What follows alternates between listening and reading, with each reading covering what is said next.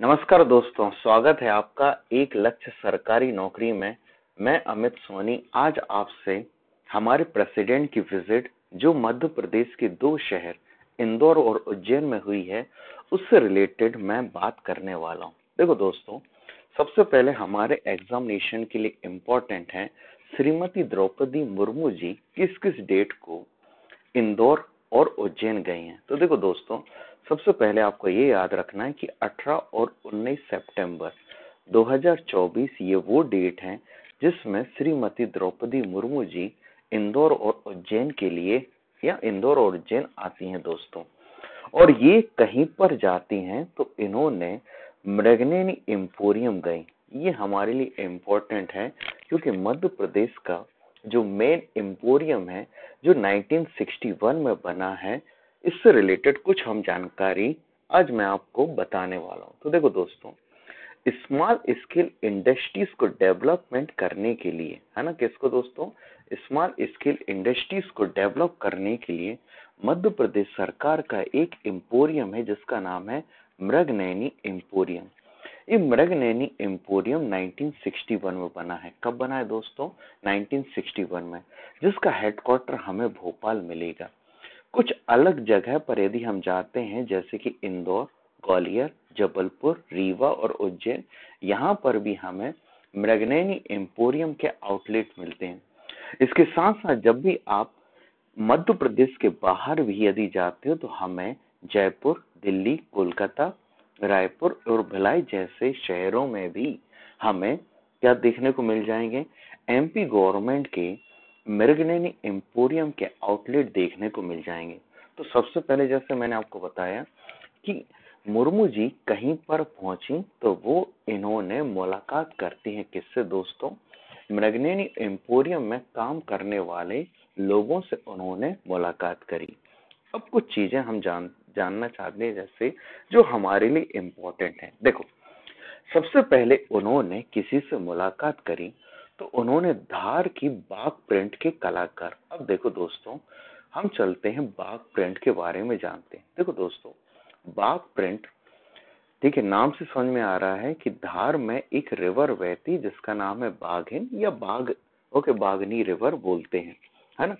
इस रिवर के किनारे सदियों से एक प्रिंट डेवलप हुआ है और उसको बोलते हैं बाघ प्रिंट, जिसमें कपड़ों के ऊपर एक वुडन आर्ट से, या हम बोल सकते हैं लकड़ी का एक सांचा होता है जिसके थ्रू क्या होते हैं, वो यहाँ पर प्रिंट बनाते हैं और जो सदियों से चला आ रहा है।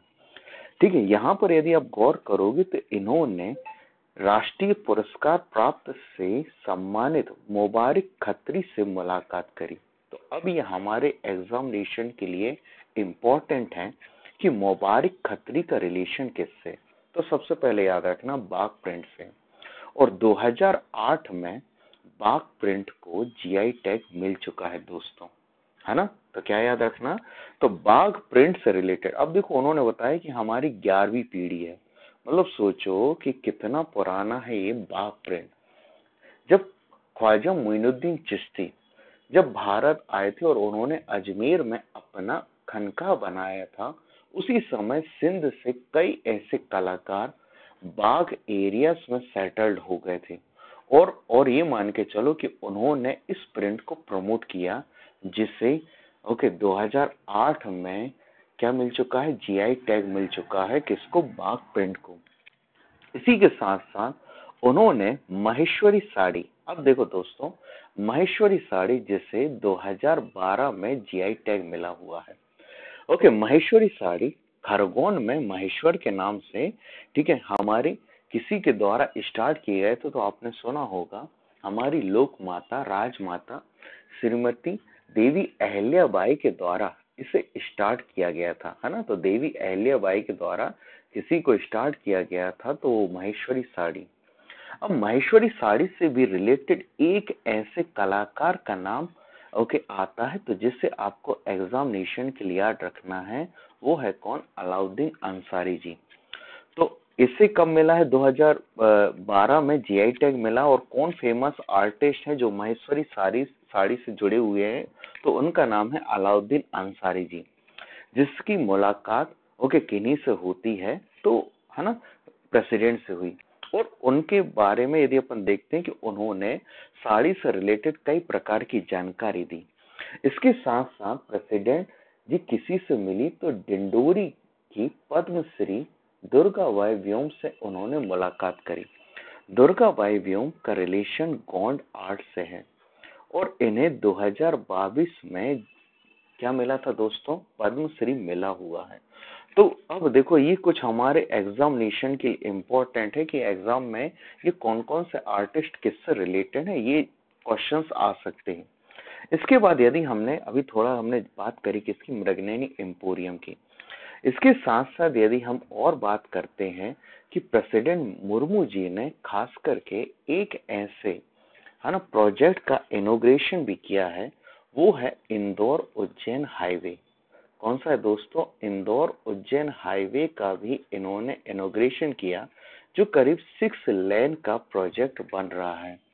तो कुछ चीजें ये आप लोगों को याद रखना, जिसकी कॉस्ट कितनी होगी, 1692 करोड़ की कॉस्ट से बन रहा है ये एक प्रकार का कौन सा, ठीक है, हाईवे, जिसके थ्रू अभी क्या है 2028 में, ठीक है, क्या होने वाला दोस्तों, आप सब जानते हो कि सिंहस्थ होने वाला है और उज्जैन में सबसे ज्यादा डेवलपमेंट देखने को मिलेगा, क्योंकि उस समय और ये जो एक सबसे बड़ा प्रोजेक्ट बन रहा है 1692 करोड़ का, जो कहीं ना कहीं इंदौर और उज्जैन के बीच में कनेक्टिविटी को बढ़ा देगा।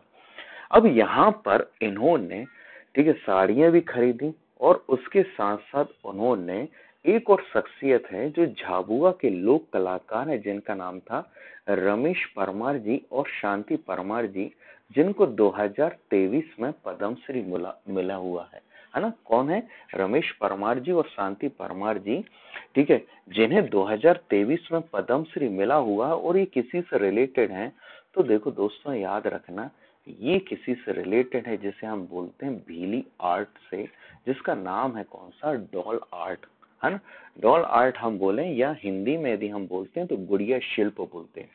तो झाबुआ के एरिया में गुड़िया ये बनाते जो हैं, ये किससे बनाते हैं दोस्तों, ओके, ये बनाते हैं यूज्ड कपड़ों से। अब आप देखोगे कि ये सभी की सभी चीजें इन्हें कहीं पर मिलती हैं, तो मृगनयनी एम्पोरियम में। तो मृगनयनी एम्पोरियम ये मध्य प्रदेश सरकार का वह एम्पोरियम है जिसे हम reflection of the Madhya Pradesh बोलते हैं, ठीक है, जिसमें मध्य प्रदेश के जितने भी प्रोडक्ट्स हैं, ठीक है, चाहे वो किसके ट्राइबल्स आर्ट के द्वारा बनाए, है ना, ट्राइबल आर्टिस्ट ने बनाए हो, ट्राइबल आर्ट्स देखने को मिलेगा। इसके साथ साथ मध्य प्रदेश की कुछ खास साड़ियां जैसे चंदेरी साड़ी, महेश्वरी साड़ी।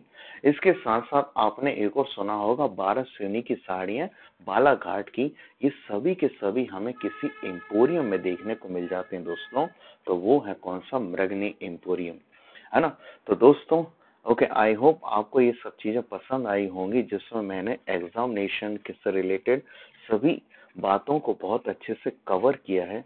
यदि आपको ये पसंद आता है तो इसे लाइक करें, शेयर करें, सब्सक्राइब करें। और दोस्तों मिलते हैं हम अगले वीडियो में, जिसमें हम आगे की बात करेंगे। तब तक के लिए ओके, जय हिंद, जय भारत।